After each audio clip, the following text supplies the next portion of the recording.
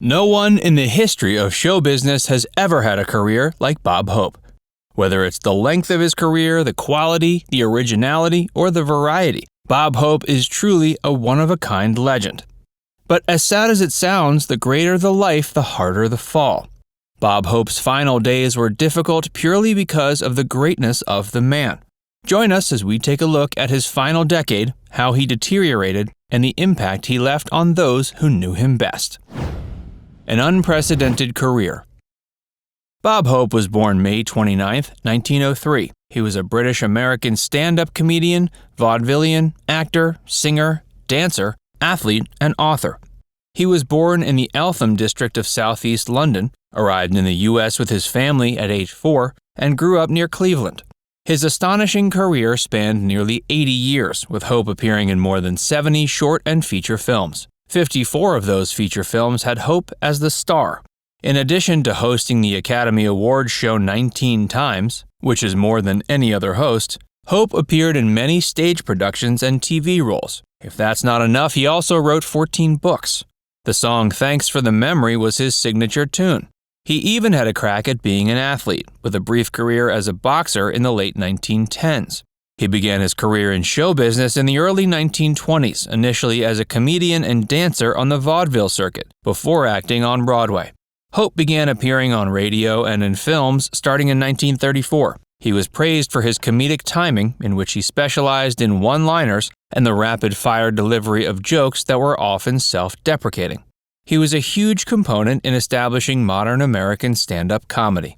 Between 1941 and 1991, Hope made 57 tours for the United Service Organizations, entertaining active-duty American military personnel around the world. He also appeared in numerous television specials for NBC during his career and was one of the first users of cue cards. He retired from public life in 1997. A sudden deterioration. As the 80s drew to a close, Bob Hope began to show his age. Those who had worked with him were shocked, having come to believe he would somehow defy the ravages of age forever. What was most shocking was how quickly he went from someone who had appeared to be 15 years younger to a certified octogenarian. The mental acuity that allowed him most of the control over his life and career was beginning to fail him. This was most obvious once he began to forget the lines of his act that he'd been performing for decades. He would try to conceal his confusion from the audience by whispering to his longtime pianist and music arranger Jeff Clarkson to confirm where he was in the act. Even though Clarkson helped him stay on track, Hope's performances became abbreviated versions of themselves. He would even take questions from the audience to fill the gap. This didn't help matters as he struggled to hear what they were asking. This became an issue when the promoters who had paid his standard fee of between $50,000 and $80,000 began demanding refunds. This is how Hope's days of performing live, which was his favorite part of showbiz, came to an abrupt and unwelcome end. Hey, if you're enjoying this video so far, make sure you give it a like and subscribe to Facts Verse if you haven't already. Hope's sight began to fail him. In 1963, a carelessly held prop pistol on a movie set caused corneal blood clots which threatened the sight in his left eye. Hope received laser treatment, but he would compensate for his weak eye by relying on the good one. Almost 30 years of this led the right eye to being overworked and becoming cloudy. With his eyesight and hearing beginning to fail simultaneously, Hope would often seem disoriented and confused. He was no longer able to hear the tracks of songs, which led to musical director Bob Alberti kneeling below the camera lens to help him maintain tempo. Hope stumbled over lines, slurred his words, and would come to a dead stop mid-sentence when the cue cards drifted out of focus. What had long been a pleasure for Hope quickly became a horror. He was deteriorating before people's eyes, and it was heartbreaking. With his own deterioration came the deterioration of his productions. In 1990, when taping a sketch set in Sherwood Forest, Hope was cast as the Sheriff of Nottingham, opposite Tom Arnold's Robin Hood and Roseanne Barr's Maid Marian. At the moment for Hope's big entrance, he yelled to the producer nearby, "Why am I carrying this bow?" He was reminded of the archery tournament that concluded the sketch. Hope joked about needing more rehearsal time. This led to Barbara Bush offering to read him his lines when he couldn't see the cue cards in a production, and an interview with Bob Costas being unairable due to Hope's inability to hear the questions. Coming to an end.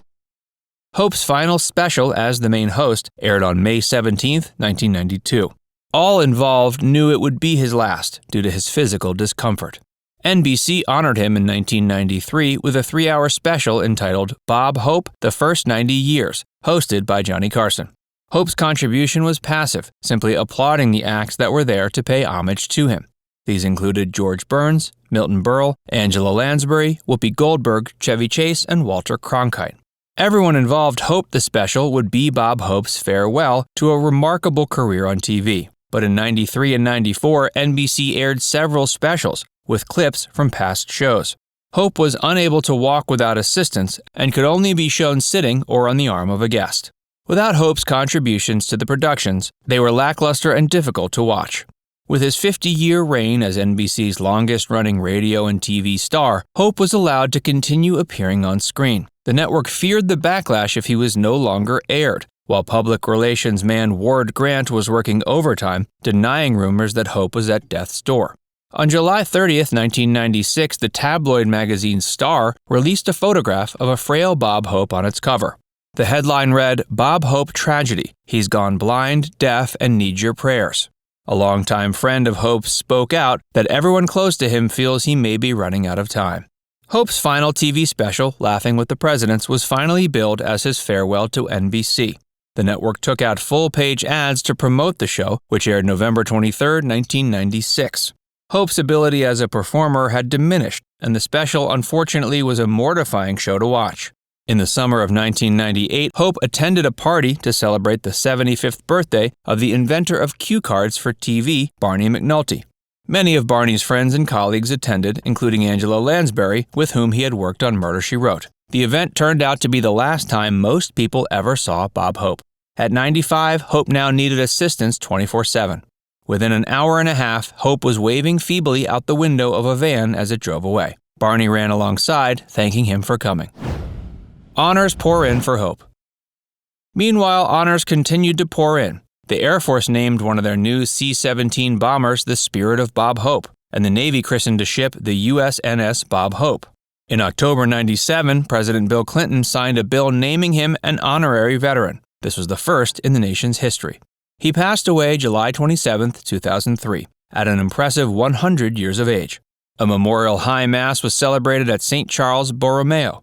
The church is a few blocks from his house that he had helped build, and a memorial tribute was staged at the Academy of Television Arts and Sciences in North Hollywood. It was filled with remembrances from Hope's friends and professional colleagues. His last words were, in true Bob Hope fashion, witty and humorous. Towards his final moments, when his wife Dolores asked him where he wanted to be buried, the always hilarious Bob Hope quipped, "Surprise me." With everything that Bob did and achieved, what will you always remember him for? His acting, his stand-up comedy, or simply his quick wit? Let us know in the comments section below. And before you go, make sure you give this video a like and subscribe to Facts First if you haven't already. Click the bell icon to stay updated on all our latest content.